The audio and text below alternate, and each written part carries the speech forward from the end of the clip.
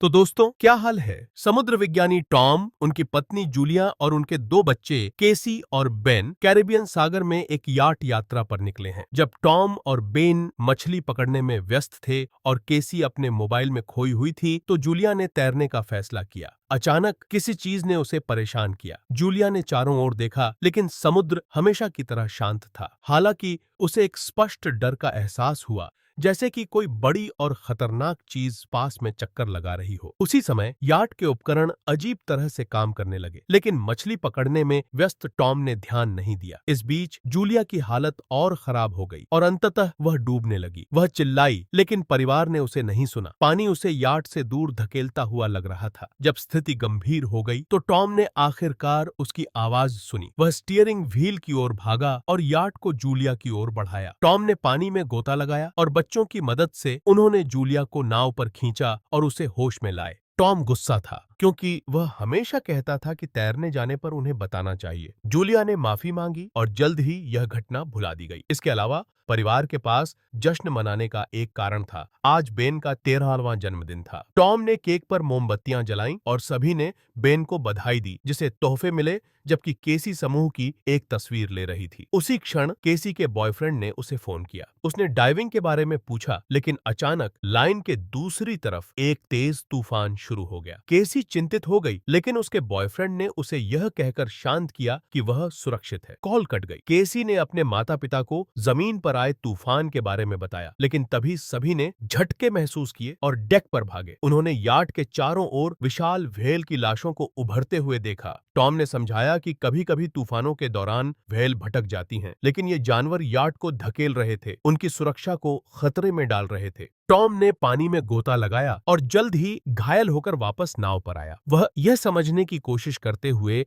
Propeller से cut गया था कि क्या हो रहा है। जूलिया ने अपने पति के कंधे पर लगे कट को सिला और उसने समझाया कि याट के शाफ्ट मुड़े हुए लग रहे थे, शायद एक पूंछ की चोट के कारण। अब उनके लिए आगे बढ़ना मुश्किल था। बाद में केसी ने संचार स्थापित करने की कोशिश की, लेकिन कोई सिग्नल नहीं था। रेडियो भी कोई सिग्नल नहीं पकड़ रहा था। टॉम ने आपूर्तियों का हिसाब लगाना शुरू किया। लगभग 4 दिनों के लिए पर्याप्त पानी था और कुछ नहीं। हालांकि वे एक शिपिंग मार्ग पर थे, इसलिए किसी न किसी को उन्हें ढूंढ लेना चाहिए था। बाहर से अजीब आवाजें आ रही थीं और जब परिवार डेक पर निकला तो उन्होंने आसमान से गिरती हुई चमकदार वस्तुएं देखीं। वे और भी करीब गिर रही थीं। टॉम ने खतरा मोल लेते हुए इंजन चालू किया और अगले उल्कापिंड से याट को बचाने में कामयाब रहा, लेकिन इंजन आखिरकार खराब हो गया। अगली वस्तु इतनी करीब गिरी कि परिवार देख सका कि यह पृथ्वी का एक कृत्रिम उपग्रह था। एक तेज हवा चलने लगी और उपकरण पागल हो गए। डरा हुआ परिवार याट के अंदर छिप गया, जो लहरों से हिल रहा था। उन्होंने लाइफ जैकेट पहनी और सबसे बुरे के लिए तैयार हो गए। फिर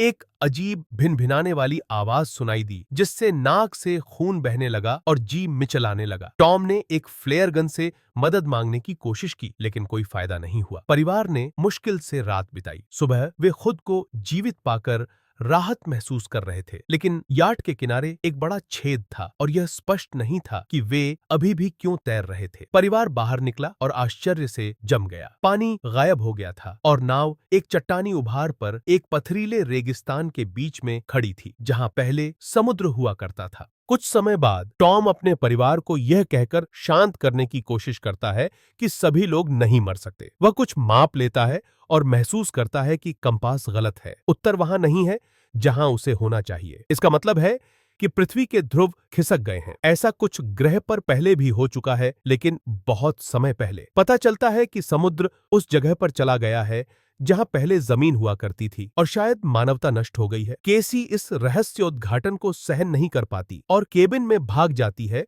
अकेले रहने के लिए कहती है। जूलिया बची हुई आपूर्तियों की जांच करने जाती है, जबकि बेन इस उम्मीद में आसमान में कई रंगीन गुब्बारे छोड़ता है कि बचे हुए लोग उसकी मदद के लिए आएंगे। इस बीच टॉम रेडियो चालू करता है और संकट के संकेत भेजना शुरू कर देता है। अप्रत्याशित रूप से उसे एक जवाब सुनाई देता है। यह नूटो का है, जो एक छोटी पनडुब्बी का कप्तान है। वे समुद्र की गहराई में थे जब यह तबाही हुई और इसीलिए वे बच गए।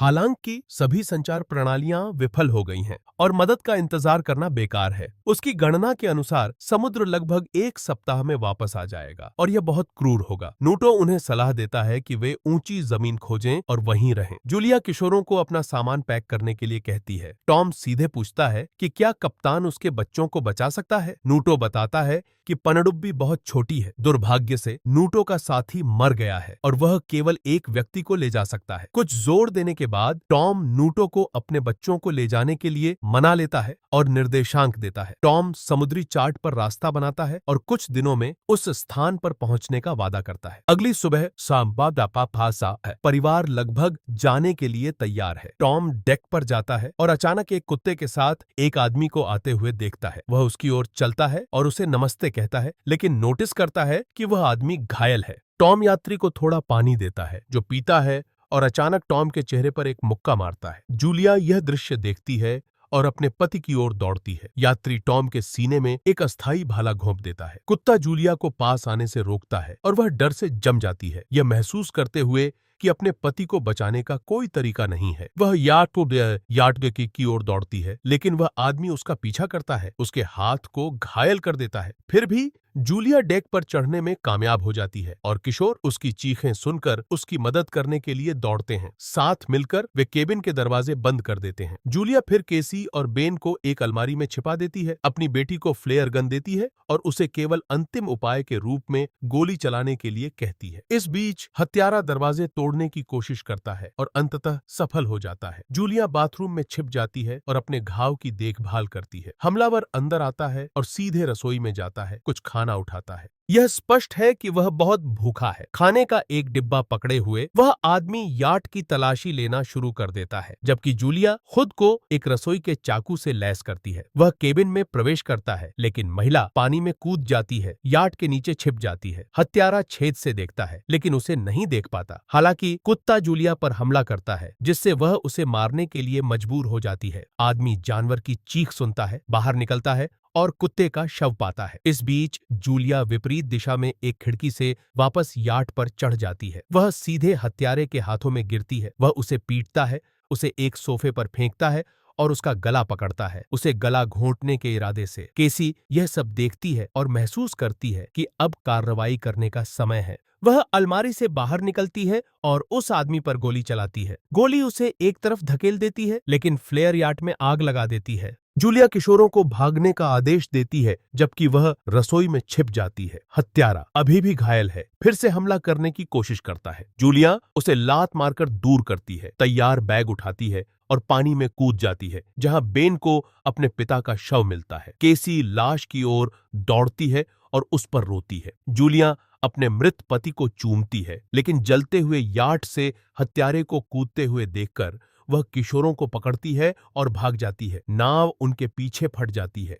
परिवार पथरीले रेगिस्तान में दौड़ता है और जल्द ही एक चट्टानी घाटी में शरण लेता है, जहां एक नाला है। हालांकि पानी खारा है और पीने के लिए अनुपयुक्त है। केसी अपने भाई के साथ थोड़ा पानी साझा करती है, लेकिन वह पीने से इनकार कर देता है। लड़का दोषी महसूस करता है, यह सोचकर कि हत्यारा गुब्बारों की वजह से आया था। केसी भी इसका उल्लेख करती है, लेकिन जूलिया उसे चुप कराती है और अपने बेटे का बचाव करती है, यह समझाते हुए कि उसका इरादा कोई परेशानी पैदा करना नहीं था। वह बच्चों को तैयार होने के लिए कहती है, क्योंकि एक लंबी यात्रा उनका इंतजार कर रही है। अचानक वह हत्यारे को फिर से देखती है, जो अभी भी उनका पीछा कर रहा है। उस रात बेन को एक हथौड़ा शार्क का कंकाल मिलता है और वह उसे काटने की कोशिश करता है, लेकिन जूलिया पीछा करने वाले को आते हुए देखती है और किशोरों को दौड़ने का आदेश देती है। थोड़ी देर बाद वे जहरीले कचरे के बैरलों के एक मैदान में पहुंचते हैं, जो कभी डूबे हुए थे, लेकिन जूलिया किशोरों को संदूषण के खतरे के बावजूद जारी रखने पर जोर देती है, यह जानते हुए कि हत्यारा अभी भी उनके पीछे है। परिवार पुराने समुद्र तल पर चलता है, प्लास्टिक के ढेरों और इंसानों द्वारा फेंके गए अन्य कचरे से गुजरता है। कुछ ही समय में जूलिया को पता चलता है कि बेन गंभीर रूप से निर्जलित है और उसे पानी की आखिरी बूंदें देती हैं। केसी टूट जाती है, यह मानकर कि बचने का कोई मौका नहीं है, लेकिन जूलिया सभी को आगे बढ़ने के लिए कहती है। अंततः वे एक विमान का धड़ पाते हैं जो बहुत समय पहले समुद्र में दुर्घटनाग्रस्त हो गया था और आराम करने के लिए अंदर रेंगते हैं। जूलिया परिवार की आखिरी तस्वीर को देखती है और टॉम के साथ अपनी पहली मुलाकात की कहानी याद करती है जो उस अस्पताल में हुई थी जहां वह काम करती थी। टॉम को एक असफल गोताखोरी के बाद डिकम्प्रेशन बीमारी के साथ वहां लाया गया था। किशोर अपने पिता को याद करके रोते हैं और अपनी आखिरी विदाई देते हैं। रात में केसी एक शोर से जागती है और विमान के पास बैठने के लिए बाहर निकलती है। अंधेरे से निकलकर हत्यारा केसी के पास आता है। यह जाने पाइए जाने बिना की लड़की चारे का काम कर रही थी। जब वह उसे पकड़ने की तैयारी करता है तो जूलिया उस पर घात लगाकर हमला करती है, उसे एक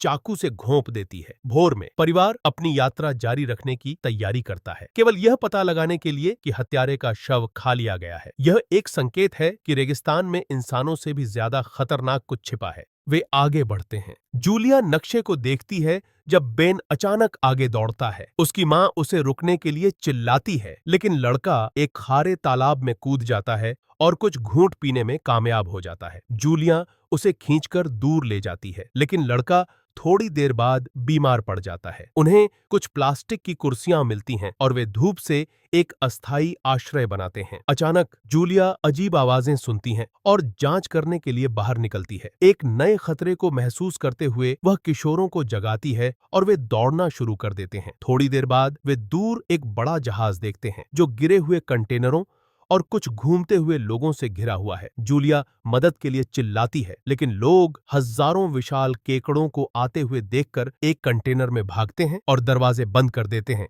उसकी मदद की गुहार को नजरअंदाज करते हुए। तीनों एक कंटेनर पर चढ़ जाते हैं, लेकिन केकड़े जूलिया को पैर में घायल करने में कामयाब हो जाते हैं। फिर भी जूलिया, केसी और बेन ऊपर से देखते हैं, जबकि केकड़े दरवाजों में एक दरार से घुसते हैं और खुद का बचाव करने के प्रयासों के बावजूद अंदर के सभी लोगों को मार डालते हैं। जूलिया अपने पैर पर एक दुपट्टा बांधती है और बेहोश हो जाती है। अगली सुबह वह अकेली जागती है, डरी हुई, और किशोरों को पुकारती है, लेकिन जल्द ही पता चलता है कि केकड़े चले गए हैं और किशोर भोजन और हथियार खोजने के लिए नीचे गए हैं। जूलिया अपने घाव को जलाती है, जबकि बेन पाए गए हथियारों की जांच करता है और केसी कंटेनरों के बीच खोजती है। उन्हें मृतकों में से एक की जेब में थोड़ी मात्रा में भोजन और पानी मिलता है। जूलिया को एक रेडियो मिलता है और वह नूटो से संपर्क करती है। वह जवाब देता है, यह समझाते हुए कि उस पर भी गहरे समुद्र के आर्थ्रोपोड्स ने हमला किया था। अपनी टिप्पणियों के आधार पर समुद्र जल्द ही वापस आ जाएगा और इसीलिए ये जीव उभरे हैं। जूलिया उससे अपने बच्चों को बचाने की भीख मांगती है, लेकिन उसे नहीं पता कि कहां जाना है, क्योंकि उसने नक्शा खो दिया है। नूटो एक फ्लेयर गन दागता है और बेन दिशा देखता है, जिससे परिवार उसकी ओर दौड़ने लगता है। जल्द ही वे दूर एक पीली पनडुब्बी देखते हैं, लेकिन उस तक पहुंचना पुराने समुद्र तल के ऊबड़ खाबड़ इलाके के कारण मुश्किल है। केसी को अपनी मां का किशोरों को बचाने के बारे में बात करने का तरीका पसंद नहीं है, लेकिन जूलिया जवाब देने से इनकार करती है और परिवार को आगे बढ़ाती रहती है। वे जहरीले कचरे से दूषित एक घाटी को पार करने के लिए मजबूर हैं। एक बिंदु पर वे एक भूस्खलन में फंस जाते हैं और जूलिया किशोरों से अलग हो जाती है। वह उन्हें जारी रखने का आदेश देती है, लेकिन केसी मना कर देती है। जूलिया उससे अपने भाई को बचाने की भीख मांगती है। केसी और बेन घाटी से बाहर निकलने में कामयाब होते हैं और पनडुब्बी तक पहुंचते हैं, लेकिन अंदर कोई नहीं है। अचानक नूटो गंभीर रूप से घायल नाव के पीछे से उभरता है। वह मानता है कि उसके बचने का कोई मौका नहीं है और किशोरों को नाव पर चढ़ने का आदेश देता है। हालांकि केसी अपनी मां को लाने के लिए वापस जाती है, जो उभरते हुए केकड़ों से लड़ रही है। उसकी गोलियां लगभग खत्म हो चुकी हैं। केसी चट्टानों की बाधा पर चढ़ती है और अपनी मां को अपना हाथ बढ़ाती है। वे पनडुब्बी तक पहुंचने में कामयाब होती हैं। ठीक उसी समय